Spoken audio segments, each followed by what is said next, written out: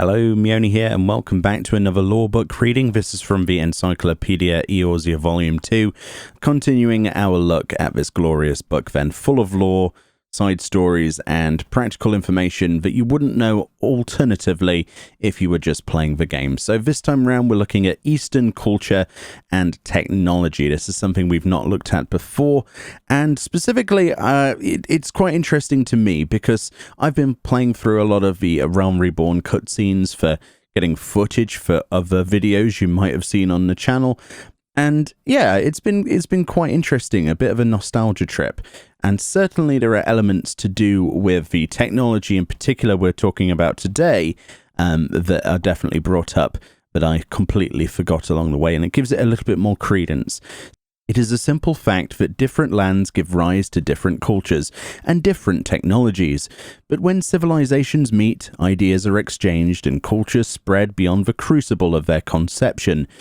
Dig deep enough, and one might discover that seemingly independent advancements share a common root.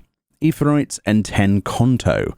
Aetherytes are arcane constructions which facilitate the use of teleportation magics.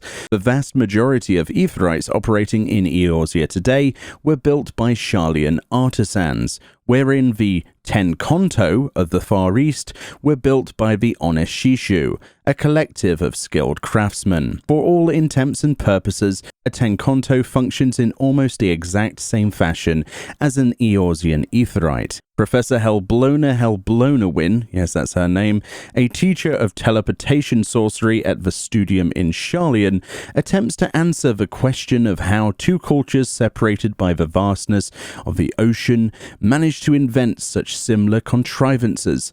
According to the professor's theory, the link is found in the expansion of ancient Allag. The design of Eorzea's Aetherytes was originally based upon analysis of dormant Allagan relics unearthed by the Studium in the 598th year of the 6th Astral Era. And though the Onishishu's commitment to secrecy leaves much of its history and subject of conjecture, the collective is known to have guarded its techniques over the course of countless generations. Considering the Allagan Empire once occupied every corner of the three great continents, it is not unthinkable that determined technologists could have silently preserved their culture's legacy, even as pillars of learning were torn down during the 4th Astral Era. It says here, the scholars of the Studium unlocked the secrets of teleportation technology via analysis of a dormant Allagan device. More recently, it says, academics have been excited to learn that an adventurer has discovered Aetherytes of Allagan construction which appear to be fully functional. Then there's another little bit of writing here. Though there are differences in the style of the design, the Ten Konto built by the Onishishu are otherwise astonishingly similar to Eorzean and Allagan Aetherytes with regards to its fundamental structure. The devices share many points of commonality, from the central crystal of exceptional clarity to the revolving ether stabilizers. And there's a little section on the Onishishu themselves. It says, the Onishishu. The artisans of the Onishishu pledged themselves to no nation, but neither do they seek to profit from this neutrality. In many respects, the organization more closely resembles a monastic order than a crafting guild. Just as a monk devotes herself to a god, the Onishi employ their skills in service to the people. And in return for providing valuable technology such as the Ten Konto, they ask but meager payment, a crate of foodstuffs, a token offering of coins. The Onishishu will, however, flatly refuse those who request its services if the sole objective is one of personal gain. One tale tells of an Onishi who bit off his own tongue in response to a powerful Hingan lord's demand for fealty.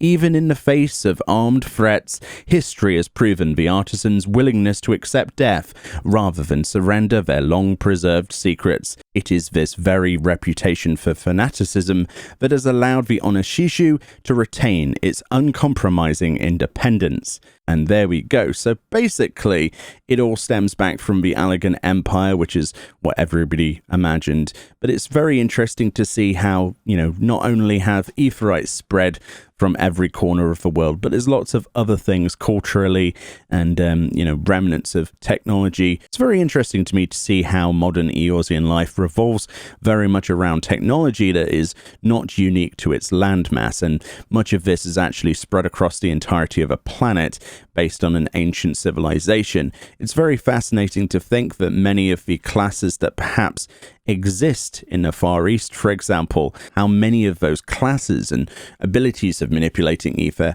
are actually just different interpretations of the same magics around them and the tools that they have at hand, which begs the question if anything is actually original at all, or indeed we are just essentially repeating the mistakes of whatever ruined the Allegan Empire in the first place. Either way, thank you kindly for listening to this lore reading. I always find it fascinating to read these little passages.